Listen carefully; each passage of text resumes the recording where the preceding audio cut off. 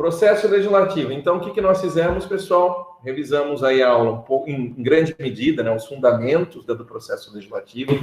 Pessoal, tudo isso que eu coloco, deixa eu ressaltar aqui uma coisa, né? Essas exposições, se você tiver isso bem internalizado, você não imagina como isso vai te dar uma capacidade de compreender o processo legislativo que, em muitas vezes, né, não se tem no nível de graduação, tá, gente? Isso, em grande medida, eu agrego aqui muito do dia a dia, né, da minha profissão mesmo, enquanto procurador em poder legislativo. Então, assim, o processo legislativo é um assunto que poucos dominam, viu, gente? Só aqueles que efetivamente trabalham na área. Então, nós estamos aqui sendo, eu e vocês, inovadores em estarmos trazendo isso aqui na USP para ser discutido com esse nível aqui de detalhamento, de profundidade. E aí, dando continuidade a isso, acreditando que é importante, né, para compreendermos a realidade municipal, o direito municipal brasileiro, dando continuidade a isso, vamos agora, né, para a segunda parte do processo legislativo municipal. Processo legislativo municipal, efetivamente, então, a nossa conversa de hoje, segunda parte, tá? Vamos devagar, pessoal. Caso eu não dê para terminar, não tem problema. Aliás, não dará para terminar mesmo, porque esse é um tema, como eu disse para você, que tem vários detalhes, né? E que eu até recortei da aula do encontro de hoje para o encontro futuro, no encontro 8, o tema dos processos legislativos participativos. Depois nós vamos, em alguma medida, no direito ambiental nós já falamos, no direito urbanístico já falamos, aí nós vamos trazer com uma outra abordagem, né, esse processo legislativo participativo, né, para que a gente possa analisar. E aqui, então, né, eu começo na nossa conversa, efetivamente, de hoje, além de ter terminado a parte da emenda do vereador, né, do poder emendador, né, e eu vou daqui a pouco falar novamente nisso. Eu acho que na aula passada eu falei para vocês os 3 momentos, mas vou repetir daqui a pouco. Mas, além de ter terminado, fechado o roteiro passado, vamos agora nesse compreender efetivamente as bases, as etapas de formação de uma lei no âmbito municipal. E aí você pode me perguntar, Raul, essas etapas, essas fases, elas são só do âmbito municipal? Resposta, não, né? Elas são, em grande medida, repetição das fases, das etapas, daquilo que é consolidado no nível estadual e, por sua vez, no nível federal, tá bom? Ou seja, a velha repetição da simetria. Entretanto, pessoal, como eu devo ter dito para você, lá na nossa conversa passada, quando a gente se dedica a ser um advogado municipalista, né, alguém que vá operar no município, é necessário você fazer esse exercício de, como eu digo, subida da escada e descida em muitos momentos, né, na simetria, e principalmente conhecimento da jurisprudência do Supremo, da jurisprudência do seu tribunal, né, eventualmente você pode ir para outro estado da federação, então vai ter uma jurisprudência muitas vezes específica, né, e também, pessoal, o manuseio, a compreensão dos regimentos internos, né, das câmaras municipais. Então, você vai perceber que eu hoje aqui recortei disposições de vários regimentos internos, justamente para a gente fazer uma análise comparativa e aí ir decantando alguns conceitos, tá bom? Mas vamos lá, pessoal.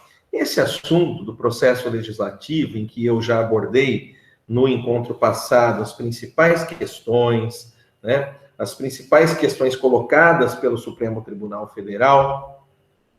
Esse tema, pessoal, ele é, aqui no Brasil, né, meio que deixado de lado, né, deixado de escanteio, já em países mais desenvolvidos, principalmente na Europa, todo um esforço para que esta matéria, para que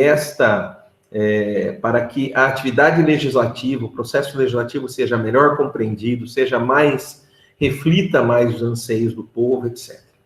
E aí, então, né, eu chamo a atenção aqui de vocês com um título, que é praticamente também uma pergunta, em que eu digo o seguinte: Princípios do processo legislativo, né? Nós podemos entender que existem princípios do processo legislativo, ou seja, regras gerais, a gente consegue extrair, né, regras gerais para poder, então, compreender esse processo legislativo, seja no âmbito federal, estadual e aqui, né, estamos discutindo no municipal. Bem, a resposta, como eu disse, é pouco debatida no Brasil. Como eu disse, no âmbito do Brasil, nós não temos, vamos assim dizer, um estudo aprofundado a respeito desta matéria, que lá fora é chamada de legística. Legística, né? Inclusive, você tem um professor Blanco de Moraes, lá da Universidade de Lisboa, que é um grande nome na Europa, que estuda isso, né? A legística. E aí nós temos, né, aqui no Brasil, muito esta disciplina, esta matéria da legística, que é a ciência de feitura das leis, é chamada de técnica legislativa. Muito mais com um viés mais de redação legislativa, de regras de redação do que propriamente, né, em profundidade, do seu papel, né, no poder legislativo de elaborar a lei. E aí, então, eu anoto aqui, na experiência internacional, há um avançado debate sobre a existência desses princípios, a partir do desenvolvimento da legística. E eu recorto aqui, né, um pedacinho de um artigo, né, da Raquel Lima Scalcon, cujo título, né, do artigo é Avaliação de Impacto Legislativo, a Prática Europeia e suas lições para o Brasil, publicada numa revista de Brasília em 2017, em que ela diz o seguinte: no plano supranacional, isso lá na Europa, né, a Organização para a Cooperação e Desenvolvimento Econômico, OCDE, tem se preocupado do problema da avaliação da qualidade da lei, bem como de seu aprimoramento. A OCDE publicou, ainda na década de 90 do século XX, as primeiras recomendações internacionais sobre a avaliação da qualidade da lei, OCDE 95-97. Essas normativas ressoaram intensamente na União Europeia, que então buscava definir uma política de regulação legislativa clara. Com esse desiderato, criou-se o Grupo de Alto Nível para a Melhoria da Qualidade Legislativa, Grupo Mandelkern. As pesquisas, Mandelkern, isso mesmo, Mandelkern. As pesquisas realizadas foram indiscutivelmente impulsionadas pelo ingresso na União Europeia de países do leste, cujas legislações necessitavam de ampla adaptação e de melhoria em termos de legitimidade democrática e eficácia, né? E ela cita aí o Soares, 2017, página 139. Suas recomendações dirigidas à Comissão, ao Conselho e ao Parlamento da União Europeia foram publicadas no conhecido relatório Mandelkern Group, 2001. A partir delas, firmou-se ainda o Acordo Internacional Legislar Melhor, né? Interinstitutional Agreement Better Lawmaking, 2003, C321/01, cuja tarefa era de reformar práticas legislativas anacrônicas de Estados-membros. Aí citação de Vormans, Almeida, etc.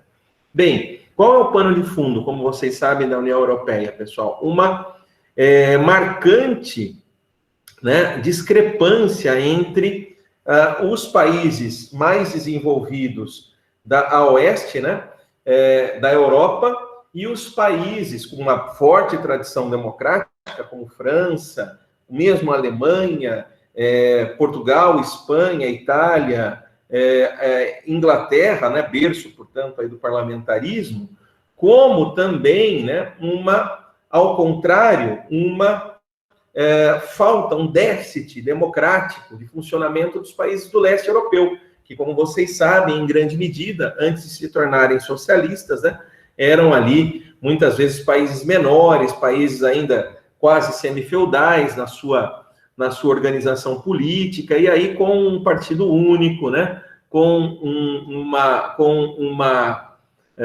um poder legislativo mais fraco, você tem aí um déficit, e isso é percebido aí pela OCDE, isso com reflexo, né, pessoal, no próprio desenvolvimento econômico desta, então, ali, inicialmente, uma comunidade europeia, né, uma união econômica, depois a União Europeia, de tal forma que eles se debruçaram, né, os técnicos da OCDE, com uma visão econômica, sobre a realidade legislativa dos estados e disse, olha, a gente precisa melhorar a qualidade da lei, né, dos países da União Europeia para que eles possam efetivamente, né, se integrar à realidade da União, né, Europeia e com isso aí possa-se ter um movimento de melhoria. E aí foi justamente, né, firmado esse acordo interinstitucional, isso daí entre os poderes legislativos, né, desses países todos, o legislar melhor, né,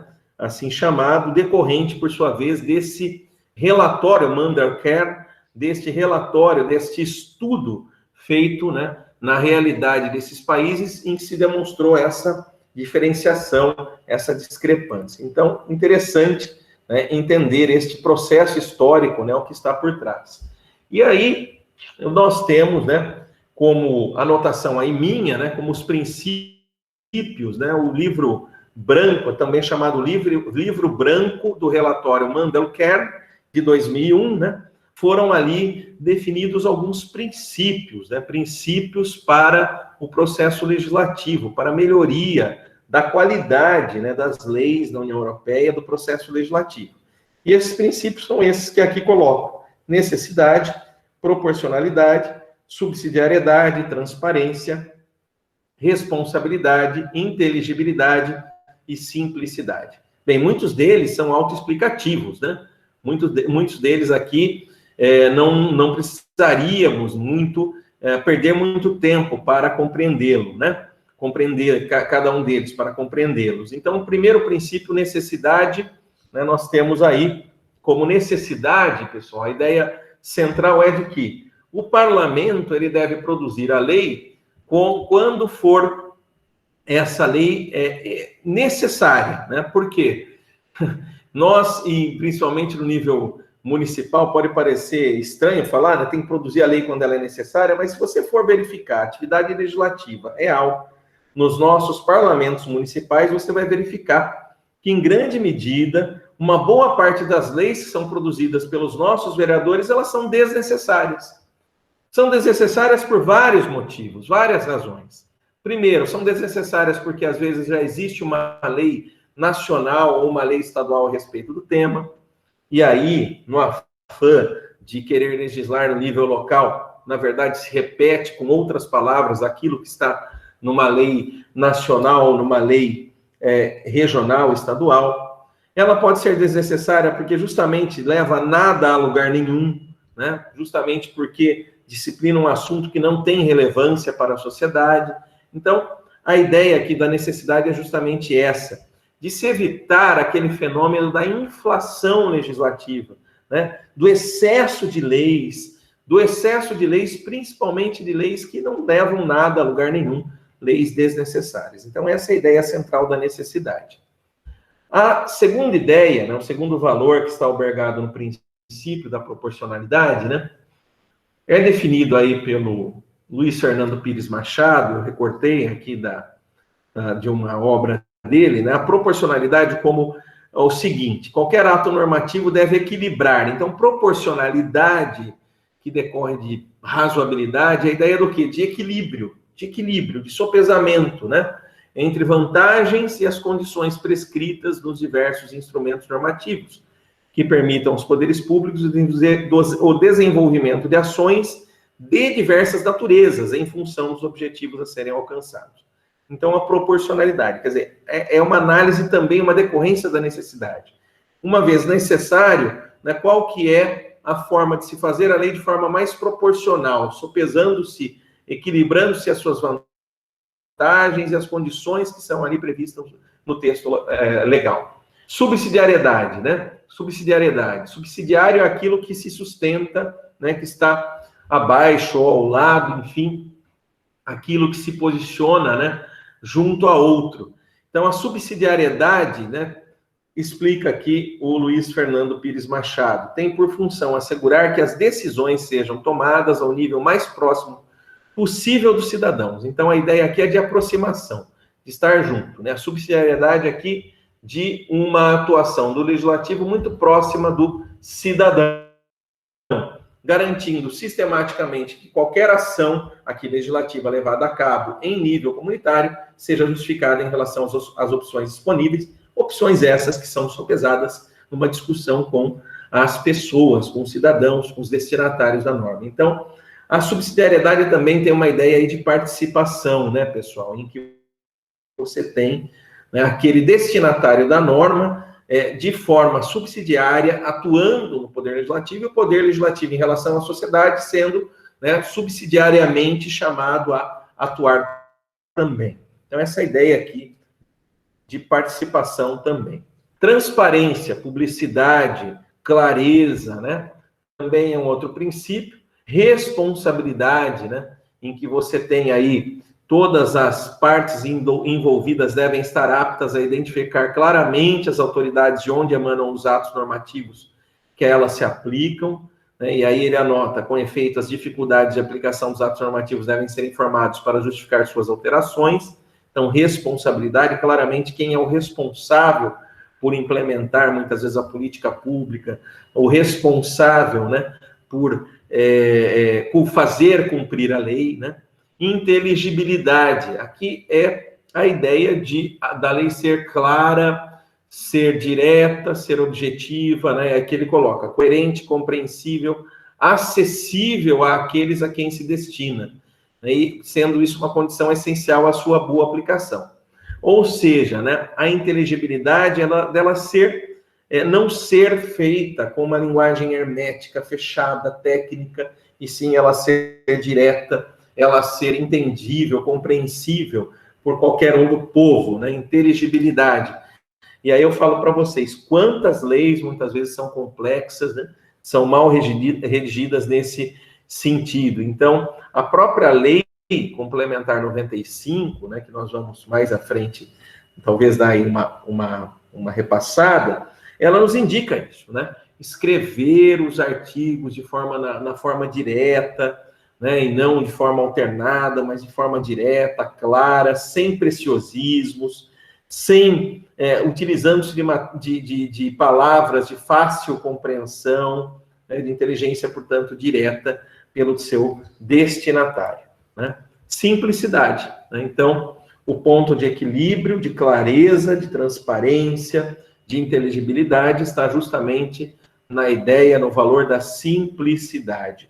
O que é simples, bem feito, é muito mais eficiente, muito mais eficaz, muito mais efetivo na sociedade do que aquilo que é mais complexo, né? Então, nós temos aí claramente, né, a ideia da simplicidade como necessária, né, um princípio geral necessário para a atividade legislativa. Então, esses são os princípios gerais, né, que nós coletamos aí no livro branco de Immanuel Kern, né, livro branco da experiência da OCDE na análise dos sistemas legislativos europeus na década de 90, que, portanto, vai influenciar, né, em muito, né, a atuação dos legislativos nos países da União Europeia. Aqui no Brasil, infelizmente, pouco se fala disso, pouca importância se dá a isso, né? E a gente aqui, vamos assim dizer, analisamos muito a matéria da legística, muito tão somente pelo aspecto da técnica legislativa, de como fazer a lei, escrever, mas não efetivamente nesses valores aí que são colocados pelo livro branco de Immanuel Kern, tá? Então, temos aqui claramente, né, um avanço relativamente ao Brasil, lá na União Europeia, a respeito desta preocupação com a legística.